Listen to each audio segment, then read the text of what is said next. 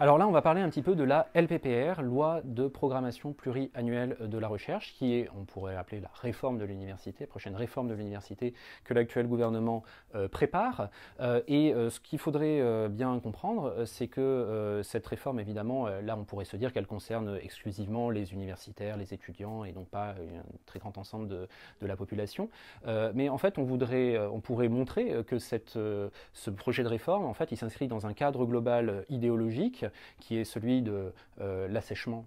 des services publics, la mise au pas managériale et néolibérale des services publics, et que en fait c'est un projet qui va impacter énormément de gens dans des aspects très concrets de leur existence, et je pense notamment aux étudiants. Donc j'y arriverai peut-être vers la fin de cette intervention, mais parce que je vais d'abord commencer par expliquer les aspects un petit peu techniques, en essayant de ne pas être trop long. Mais ce qui m'importe surtout, c'est d'arriver à cette conclusion pour montrer en quoi les parcours étudiants, la notion même d'études longues, gratuites, accessibles à tous,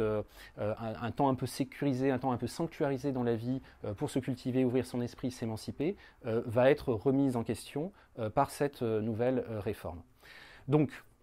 pour commencer, il faut d'abord poser le cadre un petit peu général. À l'université, depuis environ 12 ans, depuis 2007, il y a une avalanche de réformes. On s'en prend plein la figure, quasiment tous les ans, il y a une nouvelle réforme, tous les gouvernements amènent la leur. Elles vont toutes dans le même sens, donc ces réformes se sont appelées loi LRU, loi Pécresse, loi Fioraso, loi ORE, Parcoursup, c'était Parcoursup, Bienvenue en France, la fameuse loi sur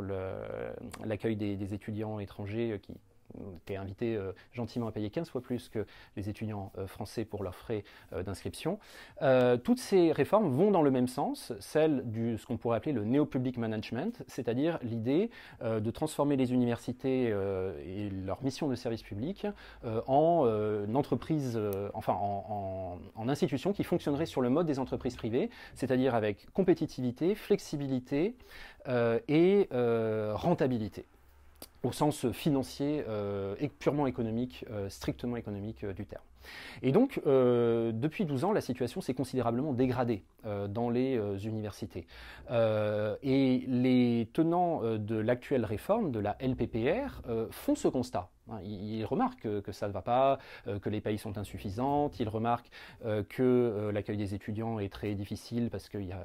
sureffectif par rapport aux effectifs des enseignants. Et il remarque surtout le décrochage de la recherche française, parce que les enseignants à la fac ont cette spécificité d'être aussi des chercheurs, le décrochage de la recherche française en termes quantitatifs et qualitatifs par rapport aux autres pays. Ça, ils en font le constat. Mais la conclusion qu'ils en tirent, c'est pas que les politiques menées depuis 12 ans vont pas dans le bon sens, puisqu'apparemment ça a complètement empiré la situation, c'est que non, au contraire, il faut aller encore plus loin dans cette direction-là, ce qui est complètement absurde. Et donc la situation dans les facs depuis au moins 12 ans, et qui ne fait qu'empirer, c'est de plus en plus de précaires, de plus en plus de précarité, de plus en plus d'enseignants sont des chargés d'enseignement payés au lance-pierre, qui n'ont pas la sécurité de l'emploi, etc. Ce qu'on peut dire aussi, c'est que il y a de plus en plus de surcharge pour les gens qui sont en poste, et notamment pour les titulaires, maîtres de conférences et professeurs, parce qu'ils sont de moins en moins, il y a de moins en moins de recrutement pour faire de plus en plus de tâches, notamment parce qu'on recrute moins de personnel administratif, donc les enseignants-chercheurs passent parfois jusqu'à un tiers, voire la moitié de leur temps de travail à faire de l'administratif qui pourrait être accompli par un agent rémunéré et formé pour ça. Tout ça, c'est les conséquences en fait de l'autonomie de ce qui a été appelé l'autonomie des universités, autonomie voulant dire ici universités auxquelles on coupe les vivres, d'une certaine façon. Donc elles sont seules, elles sont isolées, elles doivent trouver l'argent par elles-mêmes, etc. Donc elles sont obligées de réduire les effectifs. En même temps, il y a une hausse démographique du nombre des étudiants. Bref, on voit tout de suite pourquoi à la fac, on connaît aujourd'hui des vrais dysfonctionnements de services publics, et je crois que tous les étudiants qui sont à l'université depuis quelques années en ont connu énormément. Et il faut savoir que ces dysfonctionnements, ils sont en quelque sorte voulus, validés par les pouvoirs en place, qui sont bien conscients que les politiques qu'ils mènent vis-à-vis de l'université ne peuvent conduire qu'à ça, qu'à ces dysfonctionnements. Mais c'est un petit peu ce que disait Noam Chomsky, si vous voulez vous débarrasser d'un service public, si vous voulez mettre au pas un service public, il faut en quelque sorte l'assécher, le dégrader de façon à ce que les gens s'en détournent et aillent par exemple vers le privé, vers les formations privées qui vont coûter plus cher et qui vont assurer des prestations supérieures en termes d'encadrement. Donc on est un petit peu dans ce contexte là. Et ce que propose en fait la LPPR, c'est d'abord, il y a déjà 70% d'enseignants qui sont précaires, c'est-à-dire qui ne sont pas titulaires à la fac. Et ce que propose la LPPR, c'est de faire en sorte que le premier stade d'enseignants titulaires, donc il y a maître de conférence et professeur, un stade auquel on arrive souvent quand on a entre 30 et 35 ans, quand on a écrit une thèse, des dizaines d'articles, quand on a donné des centaines d'heures de cours, etc., que ce stade-là soit supprimé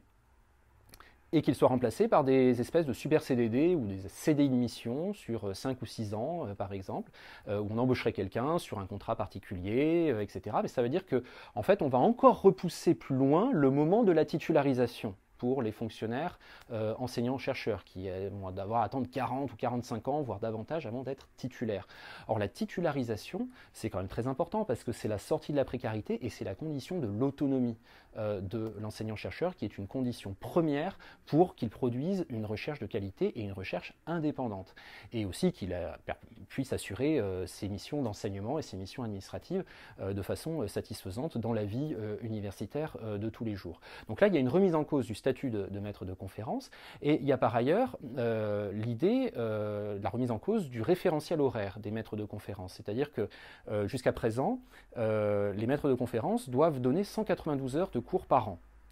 Ça veut dire 192 heures devant les étudiants, donc évidemment ne sont pas comptées les heures de préparation, les heures de correction de copie, toutes les activités pédagogiques annexes, et puis bien évidemment les enseignants sont aussi des chercheurs et font aussi du travail administratif.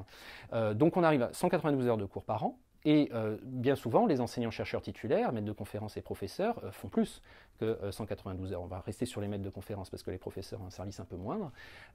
Bien souvent les maîtres de conférences font plus. Pourquoi? Parce qu'il n'y a pas assez de personnel pour donner les cours. Donc il faut qu'on s'en charge tous avec davantage. Et ces heures qu'on fait, qui sont des heures complémentaires, ça pourrait s'appeler des heures supplémentaires, nous sont rémunérées. Ça paraît normal. Si je fais 232 heures au lieu de 192 une année,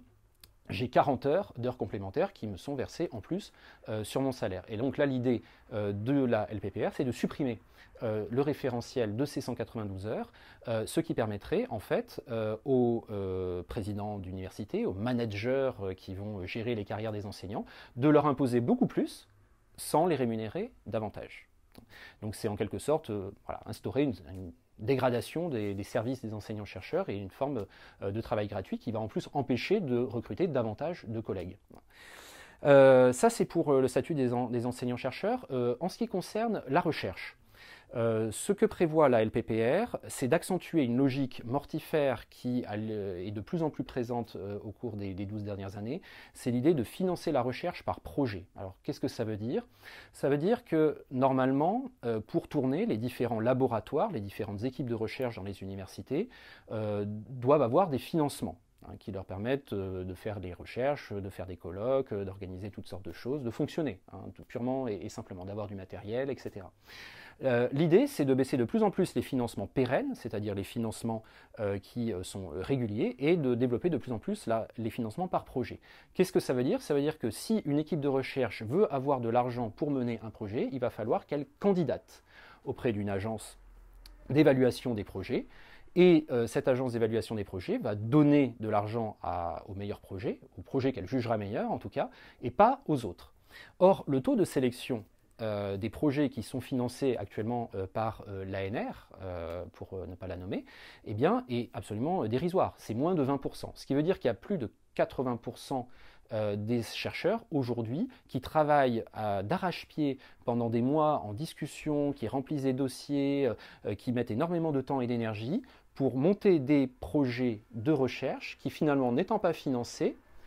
n'ont jamais lieu. Et par conséquent, c'est du travail complètement dispersé, qui vole complètement en poussière et dont on n'a absolument aucune retombée. Le problème avec la recherche, le financement de la recherche par projet, c'est aussi que les critères de sélection de ces projets. Par exemple, on peut très bien estimer que ceux qui sont chargés d'évaluer les projets sont des gens qui ont des carrières déjà bien remplies, etc. Ils ont été socialisés dans un certain système, ils ont fait de la recherche à un moment où certains paradigmes étaient dominants, etc. Et ils vont juger d'après leurs critères à eux. Que vont devenir les projets de recherche tellement émergents, tellement subversifs, tellement nouveaux, qu'ils ne peuvent pas être pleinement compris par les quinquagénaires ou sexagénaires qui vont évaluer les projets. Le vrai risque ici, c'est d'avoir une recherche qui ronronne complètement sur ses acquis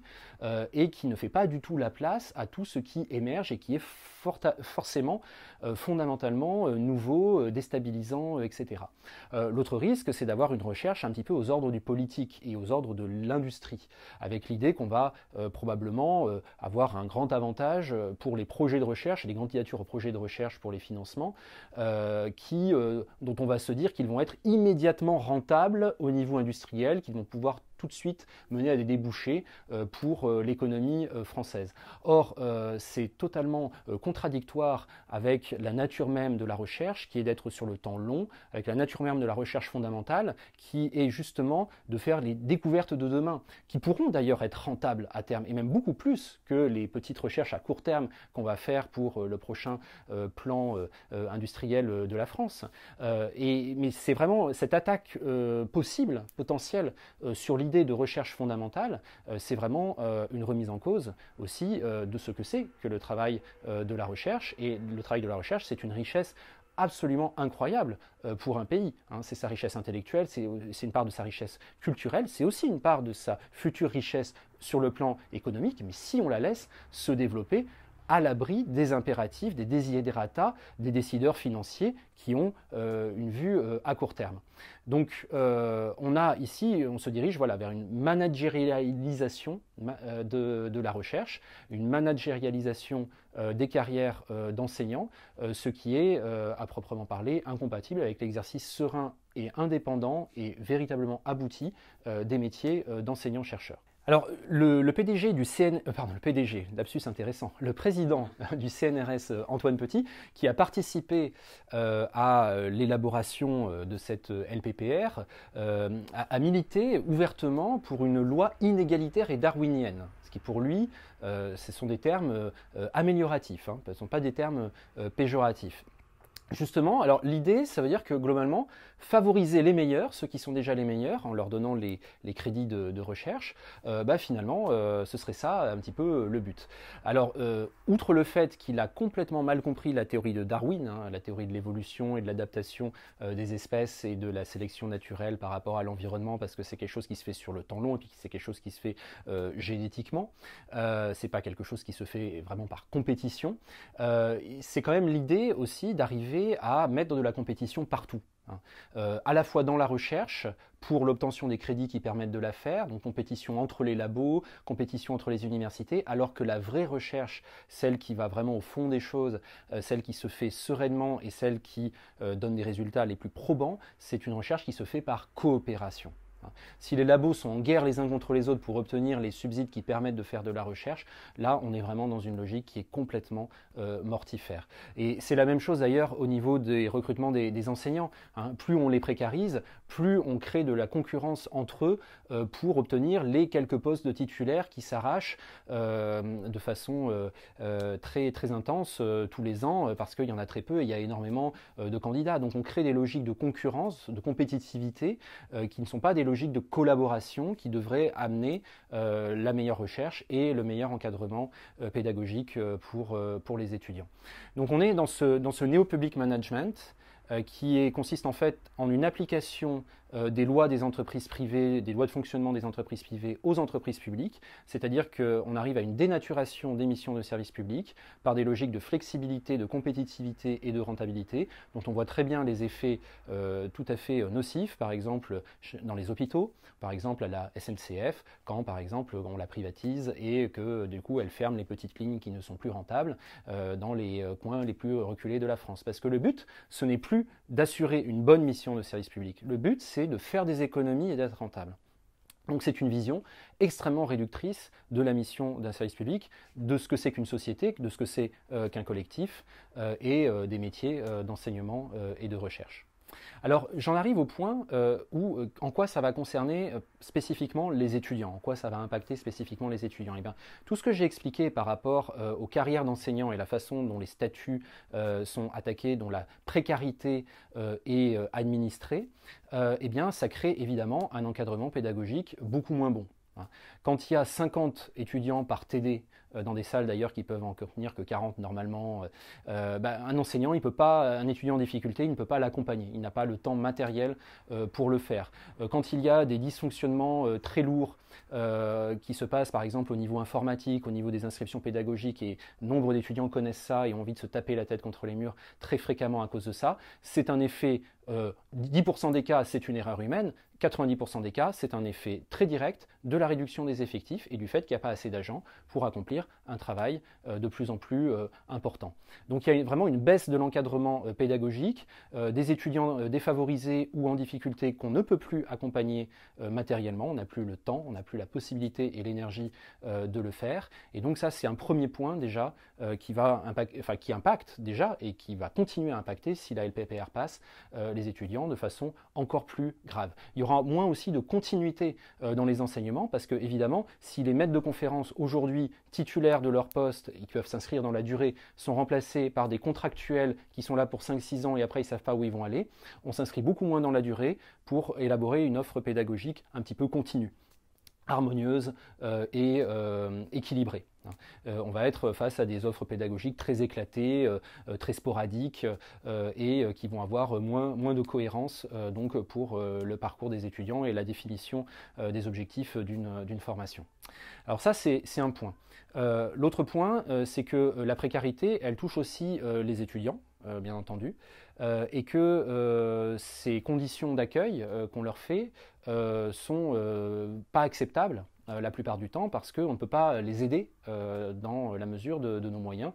pour affronter cette précarité. Mais surtout cette précarité elle risque d'augmenter parce que d'une certaine façon c'est mathématique avec l'autonomie des universités, l'assèchement budgétaire des universités.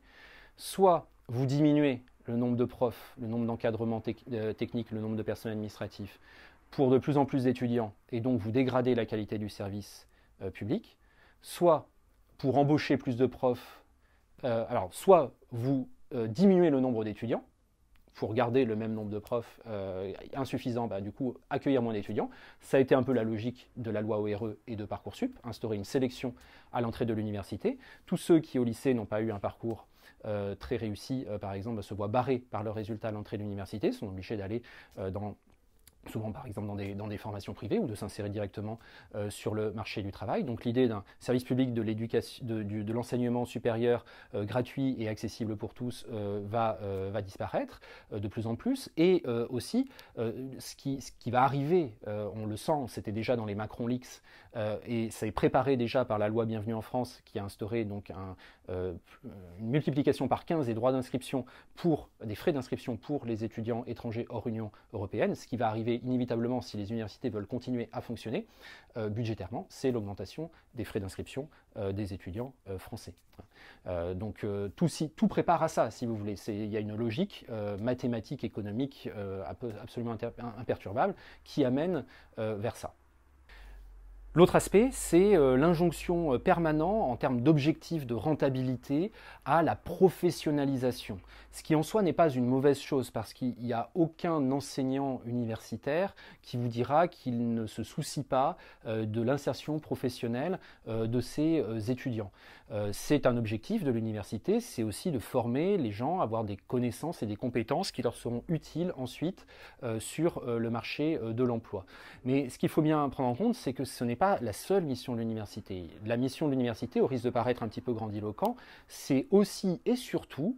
de permettre aux gens d'acquérir des connaissances, d'acquérir des compétences, de leur transmettre du savoir, de leur permettre d'échanger, de leur permettre de tester leurs idées, de leur permettre d'avoir accès à des éléments qui vont être utiles, des éléments théoriques pour la réflexion critique sur ce qui les entoure, de leur permettre de leur donner accès à des pistes de réflexion qui vont leur ouvrir peut-être des voies dans leur existence, de leur donner accès également à des voies d'émancipation personnelle. Ce qu'on cherche à former à l'université, c'est pas seulement des futurs professionnels tout de suite employables sur le marché de l'emploi, de bons petits soldats qui ont juste les compétences dont les employeurs ont besoin. Ce qu'on cherche à former, c'est aussi et surtout des citoyens qui soient conscients, critiques, et émancipée. Et c'est aussi cette mission fondamentale de l'université que la LPPR, si elle passe, va encore plus dégrader. Donc on voit comment les populations étudiantes vont être impactées possiblement et même assez sûrement par la LPPR si elle passe. Ce qu'il faut aussi dire pour terminer, c'est que cette LPPR, elle s'inscrit donc dans la continuité des précédentes réformes qui ont eu lieu toujours d'inspiration néolibérale ces 12 dernières années à l'université, mais également dans un cadre plus large où on a du côté du salariat, du côté de la vie professionnelle, eh bien, un rapport de force qui est toujours arbitré en faveur des employeurs et pas en faveur des salariés, et avec en amont une réforme du lycée, la réforme Blanquer, avec notamment les parcours personnalisés, la suppression du bac comme examen final, général, égalitaire pour tous, Parcoursup avec la sélection à l'université, qui en fait s'inscrit dans une vision globale de ce que doit être un élève de lycée ou un étudiant de l'université en France, c'est-à-dire un entrepreneur de lui-même, un entrepreneur de sa propre carrière. Le lycéen doit choisir les options qui conviennent le mieux pour maximiser son profit sur le marché de l'éducation, obtenir les meilleures notes pour passer ensuite avec Parcoursup dans les meilleures formations universitaires ou parfois dans les grandes écoles. Là également, il doit faire son chemin individuellement, de façon rationnelle, en maximisant ses profits et en diminuant ses coûts, avec l'idée ancrée en tête très clairement et de manière un peu panique, tellement le marché de l'emploi peut faire peur aujourd'hui de la manière dont il est configuré, qu'il faut absolument qu'il devienne très rapidement employable. Et donc toutes les autres dimensions de l'existence humaine, et notamment les dimensions collectives, intellectuelles, culturelles, artistiques, passent complètement au second plan dans cette logique néolibérale de management de l'enseignement, qui donc ne concerne pas que l'université, mais concerne également le lycée, et qui est vraiment axée sur une vision du monde que les responsables politiques actuels ont,